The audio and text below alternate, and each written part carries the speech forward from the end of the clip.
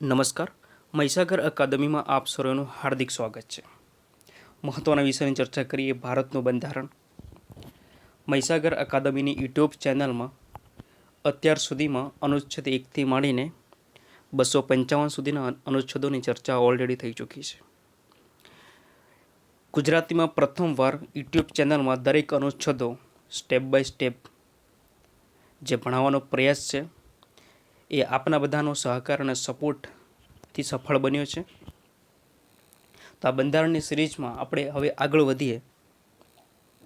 તો આજે ચર્ચા કરીશું મહત્ત્વના ભાગ નંબર 11ની, જેમાં ઓલરેડી એક ટોપિક જે ભાગ નંબર 11નો હતો જેની ચર્ચા આપણે ગયા લેક્ચરમાં કરી દીધી છે. ભાગ નંબર 11 કેન્દ્ર અને રાજ્ય વચ્ચેના સંબંધો, જેમાં અનુચ્છેદો ટોટલ છે અનુચ્છેદો 245 થી 263 સુધીના અનુચ્છેદો છે. જે મિત્રો આપણી ચેનલમાં નવા છે એ આ ચેનલને સબસ્ક્રાઈબ કરી લે અને બાજુમાં બેલ આઇકોનને પ્રેસ કરી લે, જેથી કરીને આવનારી પોસ્ટ નોટિફિકેશન તમને વિડીયો નોટિફિકેશન છે તમને મળતી રહે. તો આપણે જે મહત્ત્વની ચર્ચા કરી હતી, બંધારણ મુજબ કેન્દ્ર અને રાજ્ય વચ્ચેના સંબંધ 3 ભાગમાં વહેંચવામાં આવે છે: ધારાકીય સંબંધ, વહીવટી સંબંધ, નાણાકીય સંબંધ. ગયા લેક્ચરમાં ધારાકીય સંબંધની ચર્ચા આપણે કરી હતી, જેમાં અનુચ્છેદ 245 થી 255 સુધીની ચર્ચા કમ્પ્લીટલી આપણે કરી છે. 245 થી 255 સુધીના અનુચ્છેદો છે ડિટેલમાં આપણે ચર્ચા કરીએ છીએ. અને આપણે એ પણ જોયું હતું કે વિડીયોના અંત સુધીમાં દરેક અનુચ્છેદ આપણને યાદ રહી જાય તેવો પણ આપણે પ્રયાસ કરેલો હતો. તો દરેક જે ટોપિક છે ભાગ નંબર 11માં 2 ટોપિક આપણે ભણવાના છે: ધારાકીય સંબંધ અને વહીવટી સંબંધ. અને ભાગ નંબર 12માં એક અલગ ટોપિક છે નાણાકીય સંબંધ. તે અલગ ભાગમાં આપણે જોઈશું. તો દરેક જે ટોપિક છે મિક્સ ન થઈ જાય એના માટે અલગ સેપરેટ વિડીયો તૈયાર કર્યો છે. તો ધારાકીય સંબંધ માટે સેપરેટ વિડીયો, વહીવટી સંબંધ માટે સેપરેટ વિડીયો, એવી રીતે નાણાકીય સંબંધ માટે વિડીયો હવે આગળના ભાગમાં આવશે. તો ધારાકીય સંબંધ આપણે જોઈ લીધો. હવે ચર્ચા કરીશું વહીવટી સંબંધ, જેમાં અનુચ્છેદ 256 થી 263 સુધીના અનુચ્છેદો છે. તો જોઈએ ક્રમશઃ દરેક અનુચ્છેદોની ચર્ચા.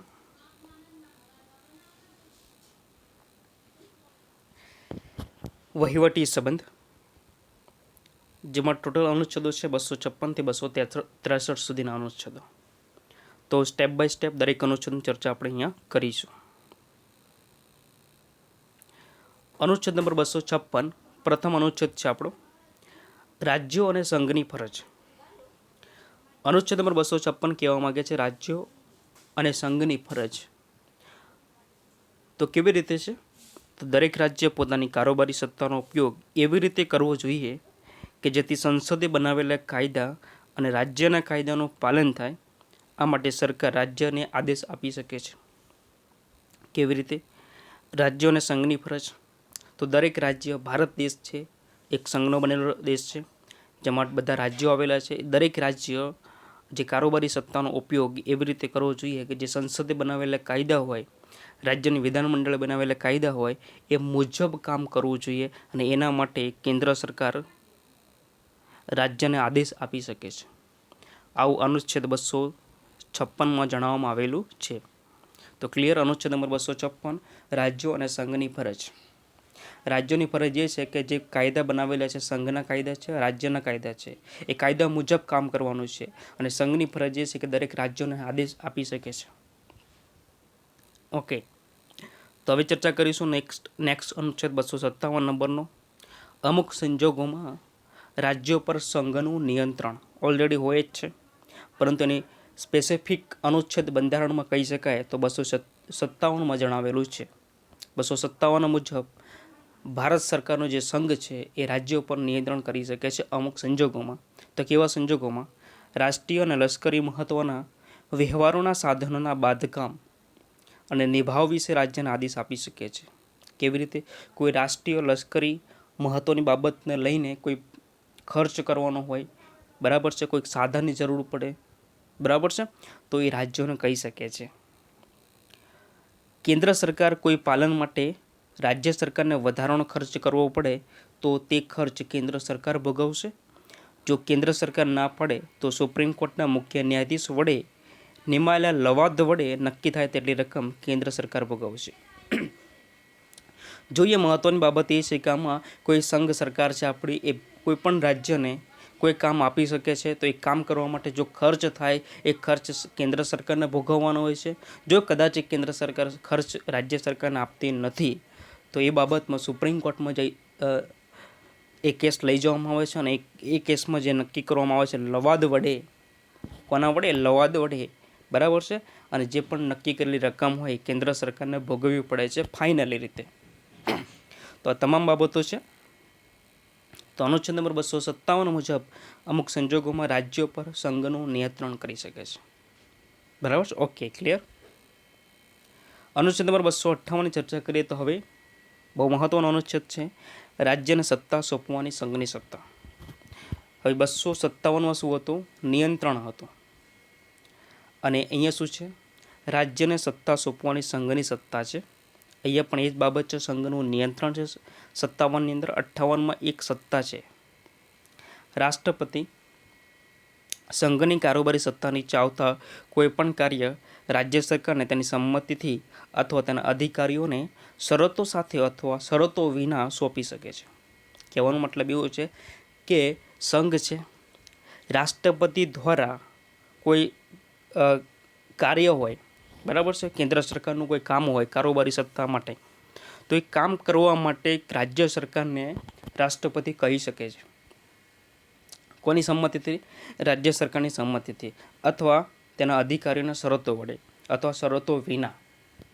શરતો સાથે અને શરતો વિના, શરતો સાથે શરતો વિના કામ સોંપી શકે છે, પરંતુ એના માટે સરકારની સંમતિ હોવી જોઈએ. બરાબર છે. તો રાષ્ટ્રપતિ બેઠા છે, કોઈ કેન્દ્ર સરકારનું કામ છે, કારોબારી કામ છે, રાજ્ય સરકારને સોંપી શકે છે, બરાબર, તેની સંમતિથી, શરતો વિના અથવા શરતો સાથે. બરાબર છે, ક્લિયર. તો રાજ્યને સત્તા સંઘવાળા જે રાષ્ટ્રપતિ સોંપી શકે છે. તો નેક્સ્ટ અનુચ્છેદ છે 258, એનાથી ઊંધું છે જરા. સંઘને કાર્ય સોંપવાની સત્તા કોઈ રાજ્ય સરકાર સંઘને કાર્ય સોંપી શકે છે. રાજ્યના રાજ્યપાલ ભારત સરકારની સંમતિથી તે સરકાર અથવા અધિકારીઓની રાજ્યની કારોબારી સત્તા અંગેના કાર્યો શરતો સાથે અથવા શરતો વિના સોંપી શકે છે. કોઈ એવું કામ આવી પડે રાજ્ય સરકારને જે કેન્દ્ર સરકારને સોંપવાની જરૂર પડે તો સોંપી શકે છે રાજ્યના રાજ્યપાલ દ્વારા ભારત સરકારની સંમતિથી. તો 258A અને 258, 258 કરતાં ઉલટું છે 258A અને 258 એના ઉલટું છે 258. તો 258, 258A. ઓકે, હવે નેક્સ્ટ અનુચ્છેદ જોઈએ 259. 7મો બંધારણ સુધારો 1956માં રદ કરી દેવામાં આવ્યો. એટલે 259 તમારે ધ્યાનમાં લેવાનો નથી. 260 ભારત બહારના રાજ્ય ક્ષેત્ર સંબંધી સંઘની હકુમત છે. કોઈ આપણો ભારત દેશ છે, ભારત દેશ કોઈ ભારત દેશની બહાર કોઈ વિસ્તાર છે, બરાબર છે, અને એ વિસ્તાર પર ક્યારેક સત્તા જમાવવાનો વિચાર આવે તો એના પર જે હકુમતના નિયમો છે, બરાબર છે, ભારત સરકાર એટલે કે કેન્દ્ર સરકાર લાવી શકે છે, એ અંગેની બાબતો 260માં દર્શાવવામાં આવી છે. તો આપણે માત્ર ને માત્ર અહીંયા એટલું જ યાદ રાખીશું કે ભારત બહારના રાજ્ય ક્ષેત્ર સંબંધી સંઘની હકુમત છે. અનુચ્છેદ નંબર 261 મુજબ જાહેર કાર્ય કોઈ પણ ભારત દેશમાં જાહેર કાર્ય થાય છે, કોઈ પણ ભારત દેશમાં રેકોર્ડ થાય છે, કોઈ પણ ભારત દેશમાં ન્યાયિક કાર્યવાહી થાય છે. જાહેર કાર્ય, રેકોર્ડ, ન્યાયિક કાર્યવાહી એ તમામ ભારત સરકાર ઉપર આપણે શું કરવું પડે છે? વિશ્વાસ મૂકવો પડતો હોય છે. તો એ કામ એ સાચું અને સત્ય જ હોય છે. તો જાહેર કાર્ય, રેકોર્ડ અને ન્યાયિક કાર્યવાહી અંગેની સંબંધિત કેટલીક બાબતો છે એ તમામ બાબતો ભારતના બંધારણમાં 261ના અનુચ્છેદમાં જણાવેલ છે. હવે ચર્ચા કરીશું નેક્સ્ટ બીજો એક મુદ્દો છે વહીવટી સંબંધોમાં 261 સુધીના અનુચ્છેદો આપણે જોયા. જો 256 થી 261 સુધી જોયા.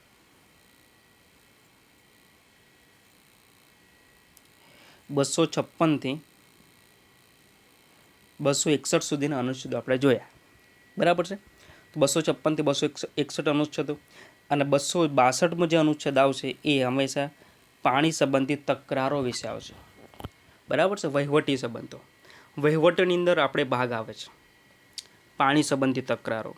ભારત દેશ સૌથી વધારે નદીઓ ધરાવે છે અને નદીઓ એક રાજ્યમાંથી બીજા રાજ્યમાં જાય છે, બરાબર છે. તો પાણીની સમસ્યા ઊભી થવાની. એક કોઈ રાજ્ય એમ કે મારું પાણી આ રાજ્ય વાપરે છે, બરાબર છે. તો આ ઘણી બધી બાબતો જ્યારે પ્રોબ્લેમ સમસ્યાઓ ન થાય એના માટે પાણી સંબંધી તકરારોને દૂર કરવા માટે ભારતના બંધારણમાં જોગવાઈ છે, બરાબર છે. તો હવે એ બાબતોની ચર્ચા આપણે અહીંયા કરીશું. ધ્યાનથી સાંભળજો. આના લગતા કેટલાક પ્રશ્નો ભૂતકાળમાં પૂછાઈ ગયેલા છે, આવનારી પરીક્ષામાં પણ પૂછાઈ શકે છે. તો અનુચ્છેદ નંબર 262. 262ની ચર્ચા કરીશું.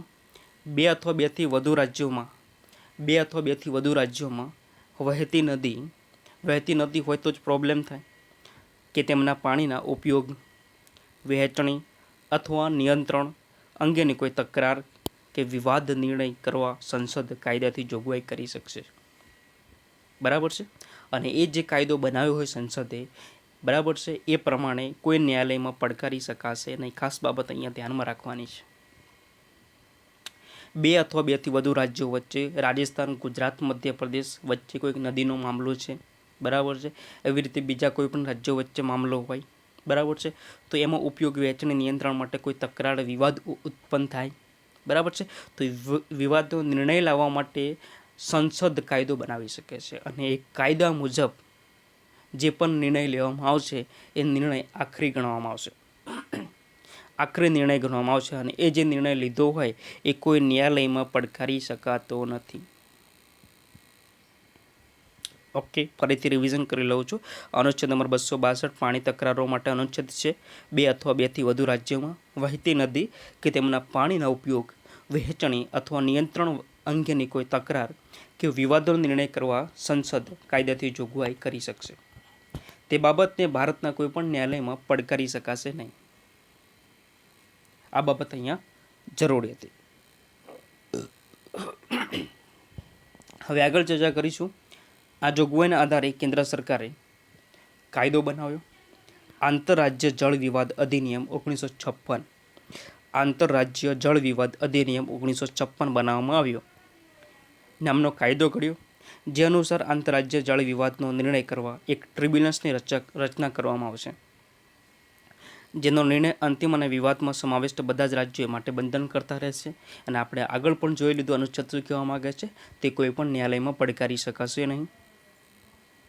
આ કાયદા અંતર્ગત અત્યાર સુધી 8 જળ વિવાદ ટ્રિબ્યુનલો રચવામાં આવ્યા છે, બરાબર છે.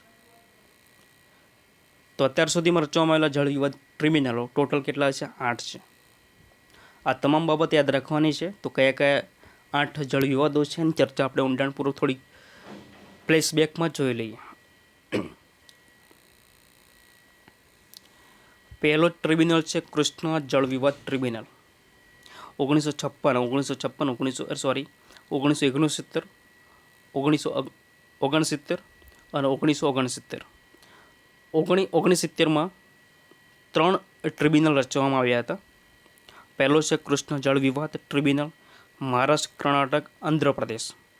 બીજો છે ગોદાવરી જળ વિવાદ ટ્રિબ્યુનલ, મહારાષ્ટ્ર, કર્ણાટક, આંધ્રપ્રદેશ, મધ્યપ્રદેશ અને ઓડિશા. આ 5 રાજ્યો ભેગા થઈને ટ્રિબ્યુનલ હતો. ત્યાર પછી ત્રીજો નર્મદા જળ વિવાદ ટ્રિબ્યુનલ, ગુજરાત, રાજસ્થાન, મધ્યપ્રદેશ અને મહારાષ્ટ્ર. ચોથો છે રાવી અને બ્યાસ જળ વિવાદ ટ્રિબ્યુનલ, 1986માં પંજાબ અને હરિયાણા 2 રાજ્યો વચ્ચે. કાવેરી જળ વિવાદ ટ્રિબ્યુનલ 1990માં કર્ણાટક, કેરળ, તમિલનાડુ, પુડુચેરી. પછી બીજો ફરીવાર દ્વિતીય કૃષ્ણ જળ વિવાદ ટ્રિબ્યુનલ 2004માં મહારાષ્ટ્ર, કર્ણાટક, આંધ્રપ્રદેશ. પછી વસુંધરા જળ વિવાદ ટ્રિબ્યુનલ 2010માં ઓડિશા અને આંધ્રપ્રદેશ. મહાદય જળ વિવાદ ટ્રિબ્યુનલ 8મો જે લાસ્ટ હતો 2010માં ગોવા, કર્ણાટક અને મહારાષ્ટ્ર. તો આમ ટોટલ 8 પ્રકારના ટ્રિબ્યુનલ્સની રચના કરવામાં આવી છે અનુચ્છેદ નંબર 262 મુજબ. હવે ચર્ચા કરીશું અનુચ્છેદ નંબર 263. 263નો અનુચ્છેદો બહુ ઇમ્પોર્ટન્ટ છે. ઘણી વખત આના લગતા કેટલાક પ્રશ્નો આપણે ભૂતકાળની પરીક્ષામાં પૂછાઈ ગયેલા છે. તો આંતરરાજ્ય પરિષદની રચના કરી શકાય છે 263 મુજબ. આંતરરાજ્ય પરિષદના અધ્યક્ષ ભારતના વડાપ્રધાન હોય છે. આંતરરાજ્ય પરિષદના સભ્ય તરીકે રાજ્યો, કેન્દ્ર શાસિત પ્રદેશોના મુખ્યમંત્રી, વહીવટદારો અને કેન્દ્ર કેબિનેટના કેટલા મંત્રી? 6 મંત્રીઓ હોય છે. ફરીથી રિવિઝન કરી લઈએ. આંતરરાજ્ય પરિષદની રચના 263 મુજબ આંતરરાજ્ય પરિષદના અધ્યક્ષ ભારતના વડાપ્રધાન હોય છે.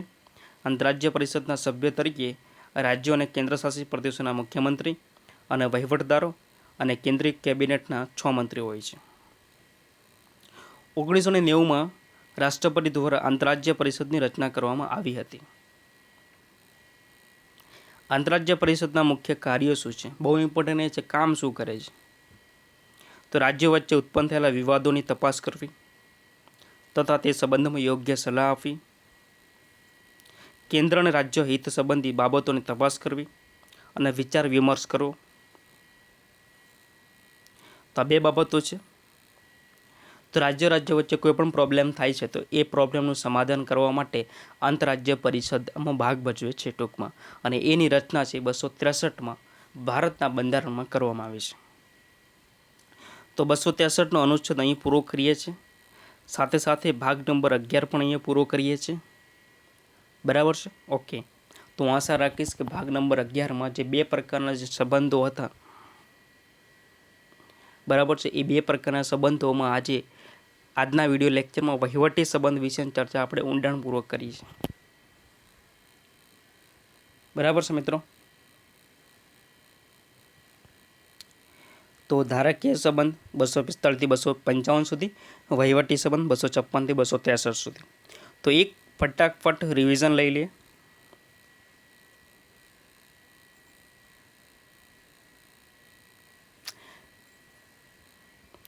બસો 245ની ચર્ચા કરી લઈએ.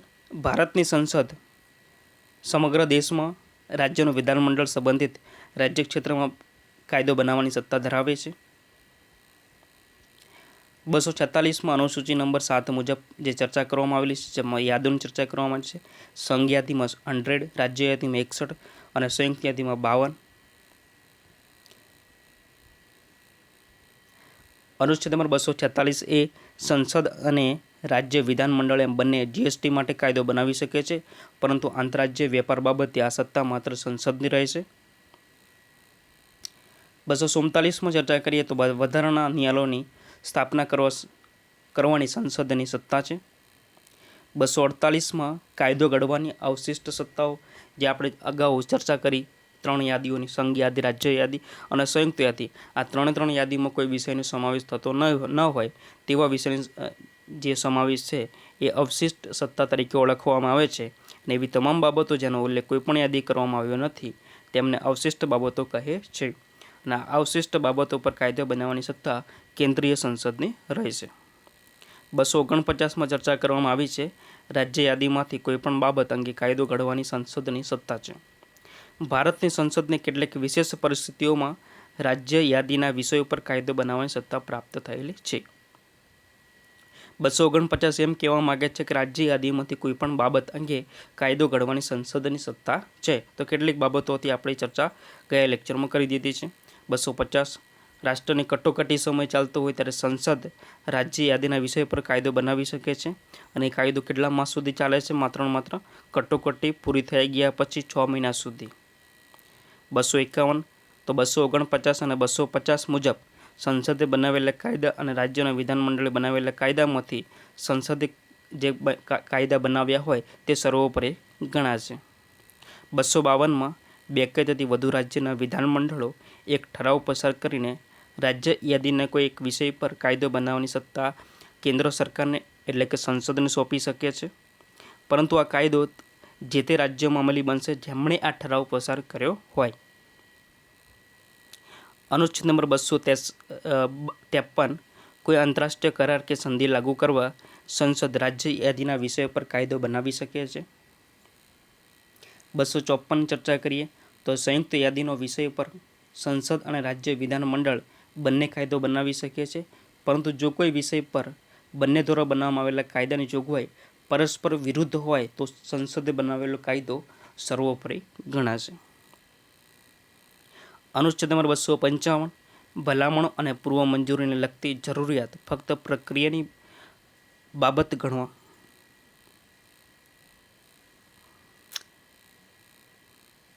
વહીવટી સંબંધ 256 થી 263 સુધી છે, જેમાં 256 થી 261 સુધી આપણે યાદ રાખવાનું છે. 262 એ પાણી તકરારો માટે છે. 256 જોઈએ રાજ્યો અને સંઘની ફરજ છે. 257 અમુક સંજોગો રાજ્યો પર સંઘનું નિયંત્રણ છે. 258 રાજ્યોને સત્તા સોંપવાની સંઘની સત્તા છે. 258 સંઘને કાર્ય સોંપવાની સત્તા છે રાજ્યને. અને 259 રદ થયેલો છે. 260 ભારત બહારના રાજ્ય ક્ષેત્ર સંબંધી સંઘની હકુમત છે. 261 જાહેર કાર્ય રેકોર્ડ અને ન્યાયિક કાર્યવાહી માટે છે. અને પાણી સંબંધી તકરારો માટે માત્ર તમારે એક જ અનુચ્છેદ યાદ રાખવાનો છે, 262માં. બરાબર છે. આ વહીવટી સંબંધોમાં સૌથી અગત્યનો અનુચ્છેદ હોઈ શકે તો અનુચ્છેદ નંબર 262માં છે. 2 અથવા 2 થી વધુ રાજ્યોમાં વહેતી નદી કે તેમના પાણીના ઉપયોગ, વહેંચણી અથવા નિયંત્રણ અંગેની કોઈ તકરાર કે વિવાદનો નિર્ણય કરવા સંસદ કાયદાથી જોગવાઈ કરી શકશે. તો એ બાબતો અહીં છે. ટોટલ એમના માટે ટ્રિબ્યુનલ્સની રચના કરવામાં આવે છે. ટ્રિબ્યુનલ્સ ટોટલ અત્યાર સુધીમાં 8 પ્રકારની ટ્રિબ્યુનલ્સની રચના થઈ ચૂકી છે, જેની ચર્ચા ઓલરેડી આપણે થઈ ગઈ છે. 263માં આંતરરાજ્ય પરિષદની રચના કરવામાં આવશે, કેમ કે રાજ્ય વચ્ચે કોઈ દિવસ પ્રોબ્લેમ ઊભો થાય તો એને સોલ્યુશન કરવા માટે આંતરરાજ્ય પરિષદની રચના જરૂરી છે. તો અહીંયા આપણે ભાગ નંબર 11 પૂરો કરીએ છીએ. આ બધાનો સહકાર અને સપોર્ટ તમે બધા જોઈ રહ્યા છો. બંધારણનું ભારત એક યુટ્યુબ ચેનલમાં પ્રી લેક્ચરમાં તમે જે જોવાનો આનંદ લઈ રહ્યા છો, ખૂબ ખૂબ આભાર છે. આ સાથે આપણે અહીંયા ભાગ પૂરો કરીએ છીએ. તો નવા ભાગ સાથે આપણે મળીશું એક નવા કન્સેપ્ટ સાથે. ભારતના બંધારણને આગળ વધારીશું. એક વિશાળ મોટો સબ્જેક્ટ છે જે આપણી પરીક્ષામાં, ગુજરાત ગવર્મેન્ટની પરીક્ષામાં સૌથી મોટો રોલ ભજવે છે માર્ક સ્કોર કરવા માટે. તો આ વિષય છે એ છોડવા જેવો વિષય નથી. બરાબર છે.